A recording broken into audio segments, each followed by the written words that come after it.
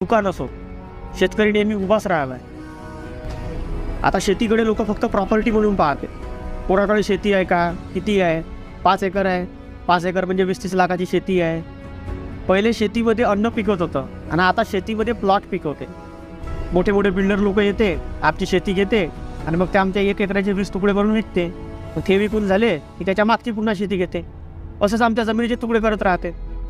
पण याच्यातही आमची चुकी आहे म्हणा, कारण की आम्ही आमची शेती देतो ना, नाही का. ते प्लॉट विकून झाले की मग घ्या पुन्हा मागची शेती, करा तिचे पुन्हा तुकडे. पण याच्यामध्ये सगळ्यात जास्त चुकी आमची आहे. आम्ही काहून कोणाला जपतो माहीत.